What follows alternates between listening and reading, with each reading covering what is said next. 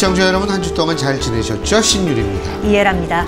제가 지난주에는 목소리가 막 이렇게 나와가지고 맞아요. 우리 그랬어요. 이해라 기자가 참 정말 고생을 많이 했는데, 요새 여러분 아프지 마시고 다치지 마십시오. 이 의사들이 다시 한번 총파업 같은 것을 하는 모양인데, 물론 전 개인적으로는 명분적으로나 논리적 타당성은 그다지 크지 않다고 생각합니다만, 어쨌든 그 피해는 우리가 보는 거기 때문에 여러분 아프지 마시고 다치지 마시기 바라겠습니다. 요새 의사들 파업 말고도 엄청나게 많은 일들이 많잖아요. 민주당은 뭐 모든 것을 자신들이 다 가져가겠다, 지금 이렇게 나오고 있고, 아니 뭐 사회도 그렇고 정치도 그렇고 뭐 제대로 돌아가는 게 없는 것 같아서 참 여러 가지로 걱정입니다.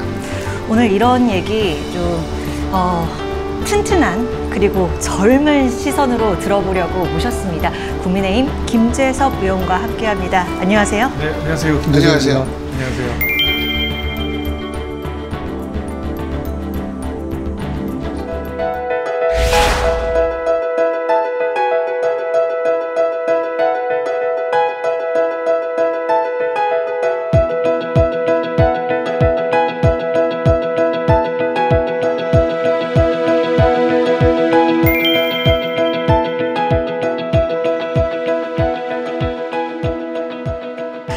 의회 활동에서 이제 힘든 것 하면 민주당 때문에 힘드세요? 그렇죠. 이제 최근에는 그 과거에 우리 국회가 지켜왔던 전통들, 뭐 미풍양속 같은 것들은 온데간데 없이 사라져 버렸고, 힘을 앞세워서 국회를 사실상 독점해버리는 민주당의 행태 때문에 뭐 고생스럽긴 합니다. 사실 저도 초선 의원이고 제가 나고 자란 도봉구에서 하고 싶은 일이 너무 많은데 상임위 배정을부터 지금 난항을 겪고 있는 상황이니까 일을 하려도 굉장히 제한적이잖아요. 그게 좀 개인적으로는 좀 힘들더라고요. 지금 다 사퇴서 냈잖아요, 그죠? 그렇습니다. 예, 그렇습니다. 사퇴서 다 내고 했는데, 지금 우리가 녹화하는 이 순간까지는 아직 어떻게 된 게 결정이 안 됐지만, 7석 던져주면 아유 감사합니다 받을 거라고 생각하세요? 어떻게 하세요, 민주당이? 나머지 상임위 7석.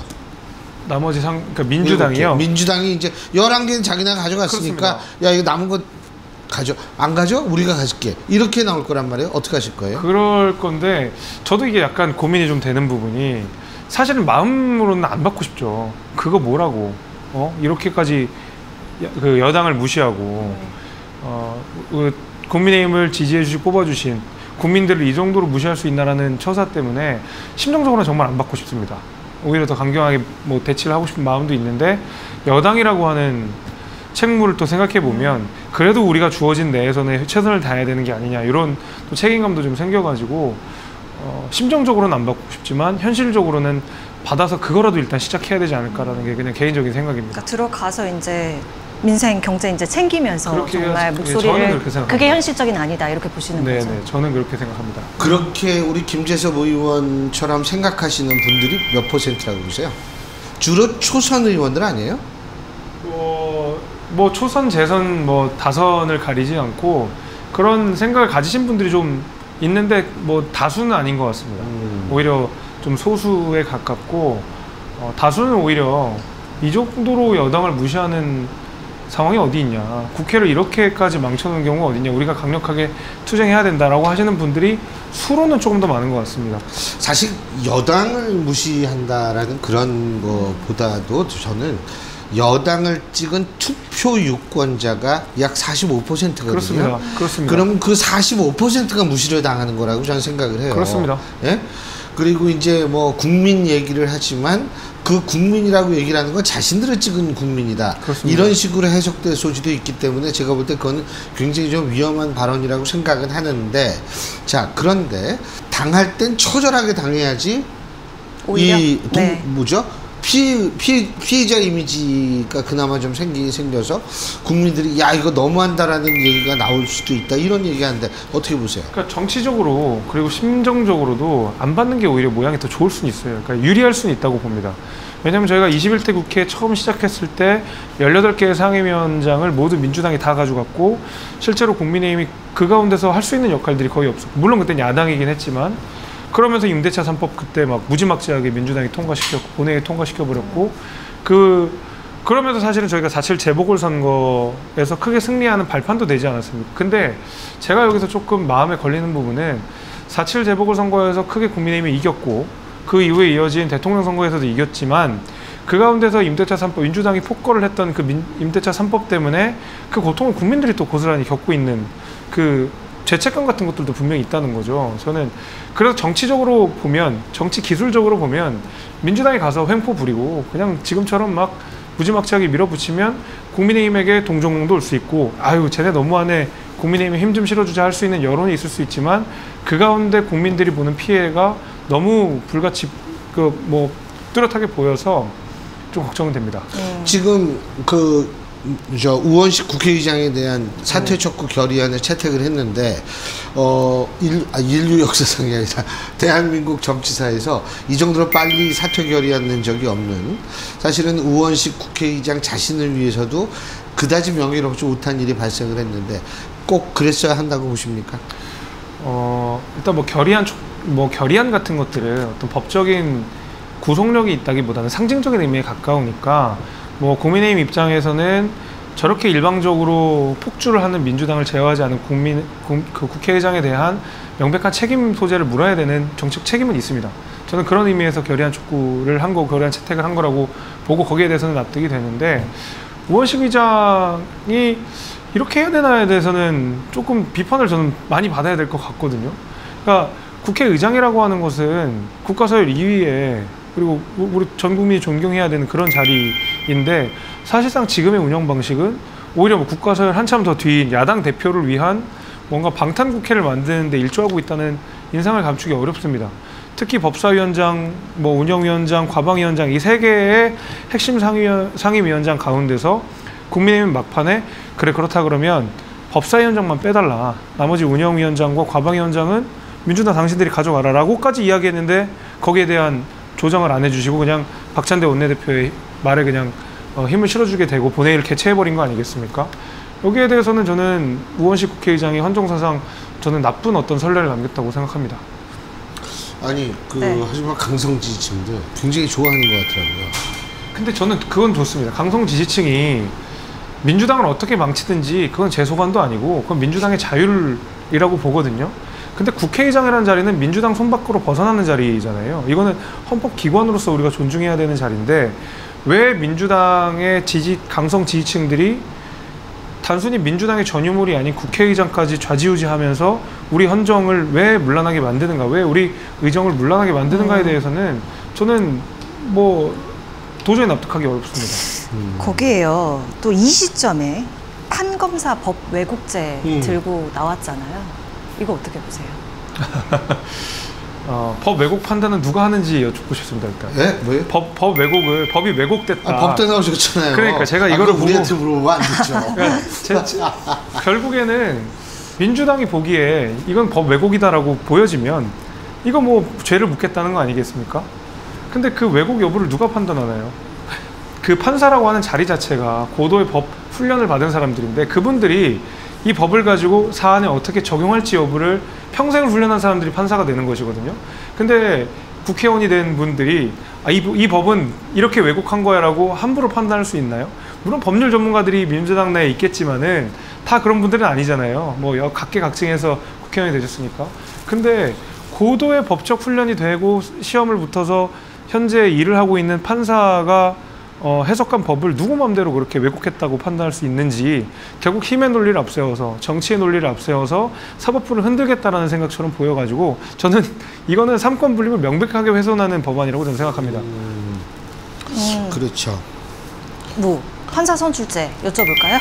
판사 선출제 저는 이게 명분은 그럴싸할 수 있습니다.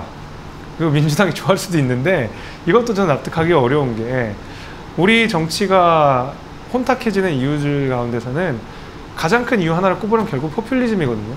선거 때가 되면 얼만큼 많은 표를 얻어서 당선이 되느냐가 결국 권력을 잡는 데 핵심인데 정치 영역까지는 저는 그럴 수 있다고 봅니다. 얼만큼 많은 좋은 정책을 내서 국민들의 마음을 사로잡느냐.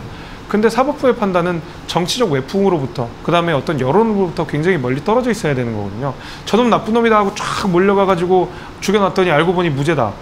과거에 그런 어떤 우리 역사적인 경험을 통해서 사법부의 독립을 지키고 그다음에 법관들의 어떤 독립을 지켰던 역사가 우리한테 있는 것이거든요. 그러나 판사라고 하는 자리 자체가 어떤 포퓰리즘에 의해 내지는 여론에 의해 좌우될 수 있는 정도의 위치가 된다 그러면 저는 그거 대단히 위험한 그 헌정문론이라고 생각하기 때문에 이 역시도 저는 동의하기 좀 어렵습니다. 근데 그 왜 이런 걸 끄집어내는 거라고요? 지금의 그 이재명 대표를 둘러싸고 있는 여러 가지 이 사법 리스크들을 해소하기 위한 완충제 같은 거겠죠. 네, 그러니까 이재명 대표와 민주당은 소위 말하는 강성 지지층, 개딸들 팬덤을 통해서 말 그대로 정치적 재미를 많이 봤거든요. 이재명 대표는 대통령 후보가 됐고요. 바로 이어서 굉장히 정치적으로 명분이 없는 재보궐선거에 출마하시고 당대표가 되시고 또 연임까지 하겠다라는 이야기가 공공연하게 나오고 있고 그 덕분에 이재명 대표는 또 어떤 재판을 상당 부분 지연하거나 재판에서 회피하는 등의 말하자면 특혜를 누리고 있는 상황이거든요. 굉장히 많은 재미를 보고 있습니다. 이재명 대표는 일신상의 재미를 너무 많이 보고 있거든요.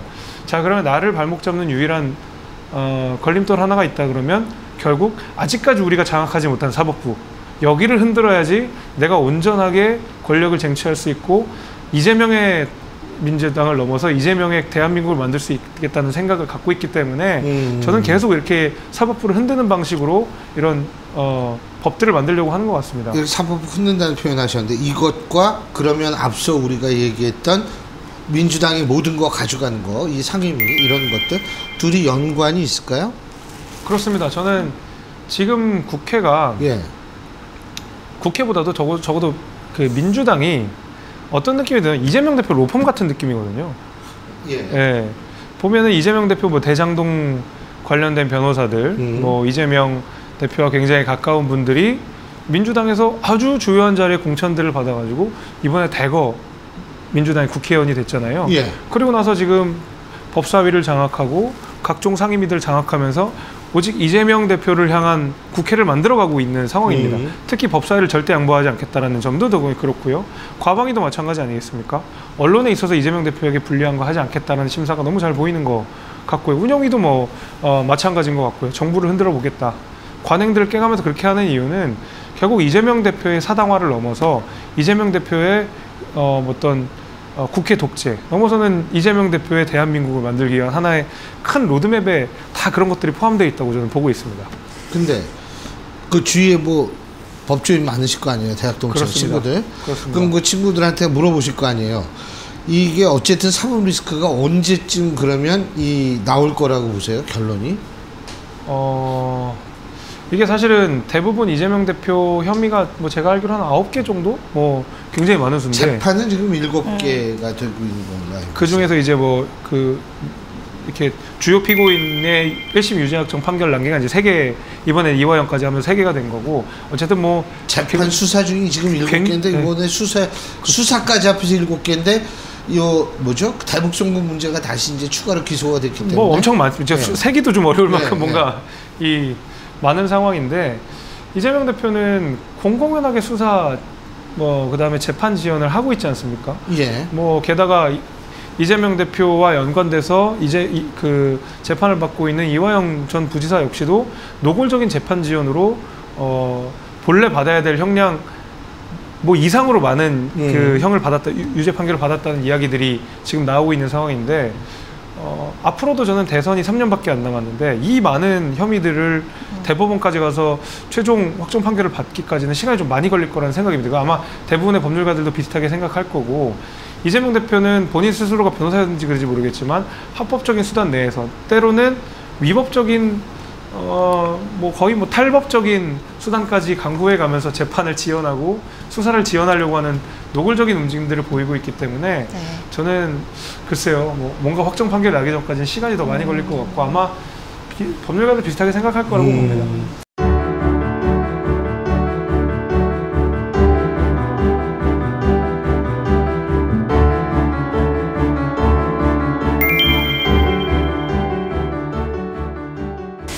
그러면 이렇게 혼란스러운 전국 와중에 국민의힘이 탄탄하게 어쨌든 우리가 할 수 있는 것을 하자 이렇게 생각하고 계실 거 아니에요. 그런데 뭐 지금 뭐 관리원 비대위다 이런 얘기는 나오고는 있지만 사실 지금 무언가 이렇게 전진하고 있나? 이렇게 떠올려 봤을 때 잘 모르겠거든요. 국민들 체감하게. 최우선으로 추진해야 할 혁신 과제 뭐라고 보세요? 근데 새삼 이제 와서 핵심 과제를 비대위한테 요구하는 건 좀 비대위 이후에. 이후에요. 이후에는 결국엔 이제 수도권의 민심 잡기. 수도권 나아가서는 민심 잡기. 우리가 가장 취약하다고 하는 40대, 50대의 마음을 어떻게 돌려낼 것인가 라는 것이 저는 차기 지도부의 핵심이라고 봅니다. 굉장히 추상적인 말인데 추상적인 이유는 해야 될 게 너무 많기 때문에 그렇습니다. 예를 들면 뭐 이념 지형도 좀 다를 게 분명하고요. 그러니까 40, 50 말씀하신 게 사실은 60대는 국힘, 40, 50은 민주. 이쪽이면 이쪽 잡을 그렇습니다. 해야 된다 이런 말씀이시죠. 그렇습니다. 이제 그 방향으로. 이 구도가 완전히 고착화되어 있기 때문에 우리는 앞으로 60대 지지를 더 강화하겠다.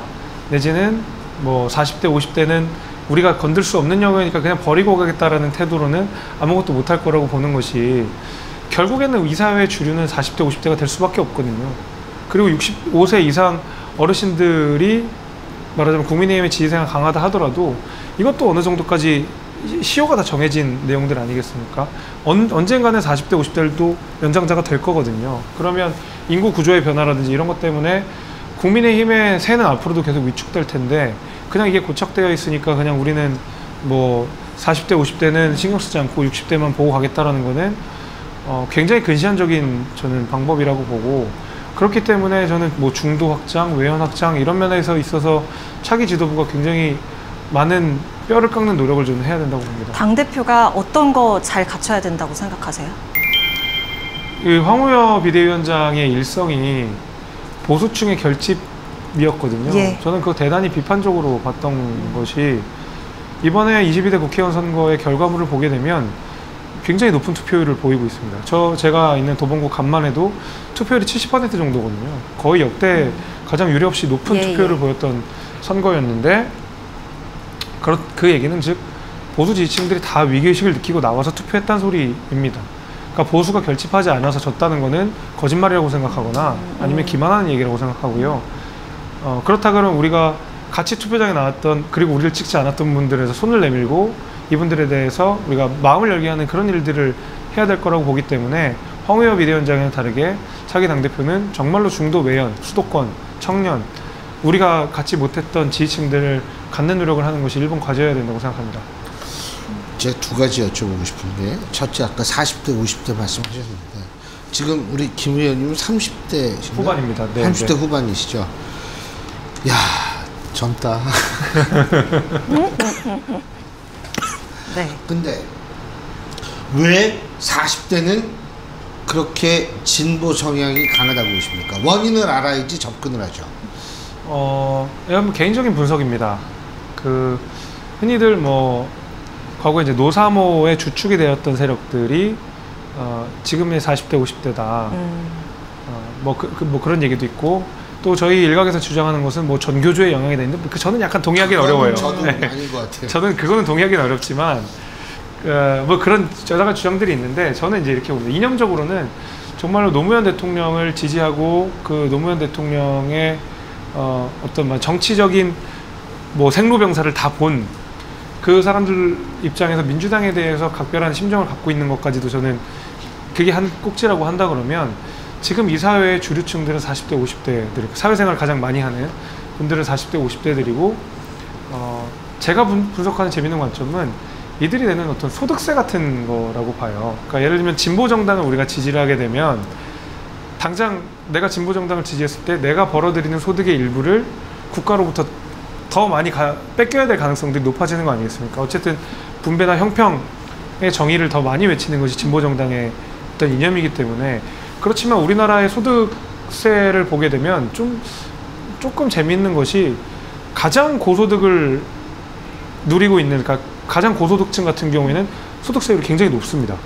그거는 뭐 어느 나라랑 비교해도 굉장히 높은데 그 바로 밑에 이제 중산층과 관련해서는 오히려 그러니까 40대, 50대가 걸쳐 있는 딱 고 소득 구간에서는 오히려 소득세가 다른 나라보다는 좀 뭐 적거나 비슷한 수준이거든요. 그러니까 저는 이런 것 같아요. 심정적으로도 진보 정당을 지지하는데 진보 정당을 지지함으로써도 내가 재산상의 어떤 보는 피해가 하나도 없다라는 사실은 아마 이념적으로나 경제 정책으로나 40대, 50대들은 훨씬 더 민주당을 강하게 지지하는 방식으로 저는 귀결할 수 있다고 저는 보고 있거든요. 그게 제 개인적인 분석입니다. 반면에 가장 고소득을 누리고 있는 사람들에 대해서 많은 소득세를 주장하는 민주당은 어떤 정의를 구현한다는 느낌을 굉장히 많이 주고 있거든요. 민주당은. 우리는 부자를 위한 정당이 아니고 서민을 위한 정당이라고 이야기하고 있지만 실제로는 그렇지 않음에도 불구하고 저는 어떤 이런 소득세라든지 뭐 이런 어떤 경제 정책 문제에 있어서 40대, 50대가 조금 더 친화적인 경제 정책들, 뭐 소득 정책들을 더 많이 내고 있다라는 것에 주안점을 두고 있습니다. 제가 그 좀 부분적으로 동의하는 게 얼마 전에 스승의 날 때 제 첫째 여자가 94학번들이에요. 그러니까 이 40대 후반 정도 되는 친구들인데 얘들이 이제 그 와가지고 같이 소주 한잔 먹었는데 제가 얘들을 보면서 저한테 제자니까 얘들입니다. 이 친구들 보면서 제가 딱 느낀 게 뭐냐면 맞아 그때 이 친구들 졸업할 때가 IMF 때였었지 라는 생각을 한 거예요. 그러니까 이 IMF라는 게 물론 그때는 지금보다 취직 잘 됐어요 사실은. 근데 IMF라는 게 문제는 뭐냐면 부모들한테 영향을 많이 끼쳤거든요. 그렇습니다. 네? 그러니까 보수 정권에 그때 이제 김영삼 정권 되니까 보수 정권에 대한 안 좋은 기억이 사실은 그때 좀 더 심하게 나타난 거 아닌가. 그래서 경제 쪽으로 푼다라는 건 좀 합리적인 선택이라고 봅니다. 네. 뭐 저도 뭐 동의합니다. 그래서 IMF 첫 사회생활을 시작해야 되는 상황에서 보수 정부로부터 어떤 뭐 좌절 같은 것들을 느껴야 되는 그 마음들은 저는 뭐 10분 이해하고 있는 부분이기 때문에 경제정책 면에 있어서도 훨씬 우리가 정교하게 40대, 50대들에 다가갈 수 있는 방식의 경제정책을 해야 된다고 봅니다. 지금처럼 뭐 법인세 줄이자, 소득세 줄이자 이런 식으로만 가서는 소구력이 없을 거라고 보고요. 저희가 뭐 당연히 해야 하지만 좀 무시무시한 얘기들을 했기 때문에 그리고 또 초선 의원이시니까 임기 내 이거는 꼭 하고 싶다. 이 말씀 여쭤보고 싶어요. 뭐 욕심이 좀 많긴 한데 제가 뭐 처음에도 이야기를 했지만 요번에 아이를 낳고 나서 키워보니까 왜 애 못 낳는지 알겠더라고요. 왜 둘째를 안 낳으려고 하는지도 알겠더라고요.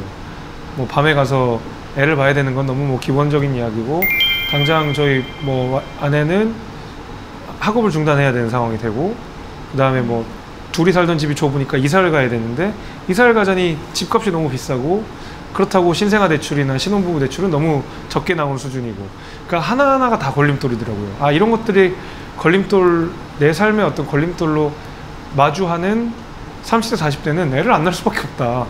기저귀 값은 왜 이렇게 비싼지 그리고 뭐 무슨 아이들 문품이 이렇게 비싼지 그래서 저는 제가 맞닥뜨리는 거의 모든 문제들이 사실은 저출산의 원인이라는 문제의식을 가지고 정말로 생동감 있는 그리고 현실적인 저출산 방안 그 대책 방안의 초석을 마련하는 4년을 보냈으면 좋겠습니다. 그래서 그 일환으로 저랑 비슷한 나이 또래에 있는 여야 정치인들을 모아서 이번에 연구단체도 만들었거든요. 그러니까 우리들이 애를 낳을 수 없는 이유가 뭐냐 그것이 바로 저출산의 원인이다 이런 문제의식으로 만들었고 그 일을 저는 4년 동안 하고 싶습니다. 근데 국회에 어린이집이 있는 거 아시죠? 압니다. 그 김희정 의원 요번에 당선되셨죠? 같이 이제 김희정 의원도 이제 그때 당시 옛날에 최연소로 거기에 아기를 어린이집에 맡겼던 의원이에요. 지금 이제 뭐 이게 초선 때. 그런데 제가 이렇게 볼 때는 뭐 이게 우리나라에서 여러 가지로 뭐 저출산 문제의 원인 분석을 하지만 제가 여쭤볼게요. 그 아기 좀 크면 부모님 근처에 사세요? 장인어른이나 장모님이나? 뭐 저는 도봉구에 살고 저희 부모님은 당연히 도봉구에 살고 저희 장모님 용산에 사셔서 그래도 좀 가까운 편입니다. 대통령실에 사시는 건 아니고 그 건너편에 그 건너편에 살고 계십니다. 그게 힘들어요. 그러니까 부모님한테도 미안하고 이게 우리나라가 아직 이게 참 여러 가지로 보완할 게 많습니다. 그렇지 않고서 저출산 얘기하고 말이에요. 뭐 제가 진짜 기가 막혔던 거는 뭐 여성들은 여자 아이들을 1년 빨리 입학을 시켜야지 뭐 어떻게 된다는 얘기 아시죠? 맞아, 예. 얼마 전에. 야, 나 쓸모없는 이야기죠. 아니 그거 보세요. 아니 여성이 뭐 이 땅에서 출생을 위해서 태어난 게 아니지 않습니까? 어떻게 그런 생각을 한지. 야, 근데 어쨌든 뭐 꼭 이루시기 바라겠습니다. 아 이거 우리나라에서 위해서 중요한 거니까요. 그럼요. 그리고 이제 또 몇 선 하셔야죠. 쫙 가시면서 이제 계속 이 문제 푸셔야죠. 노력하겠습니다. 그래요. 네. 오늘 말씀 잘 들었습니다. 고맙습니다. 감사합니다. 맞습니다. 예, 시간이 아주 후딱 지나갔어요. 네. 예, 시간이 후딱 지나갔는데, 여러분, 젊은 정치인이랑 얘기를 하면, 실제로 우리가 보지 못한 부분을 분명히 볼 수가 있습니다. 그렇기 때문에 이런 것들이 이제 귀중한 시간이라고 우리가 얘기할 수 있는 근거가 되는데요. 오늘도 바로 그런 시간이 되셨기를 바라겠습니다. 네, 저희는 다음 시간에 인사드리겠습니다. 함께 해주신 여러분 고맙습니다. 고맙습니다.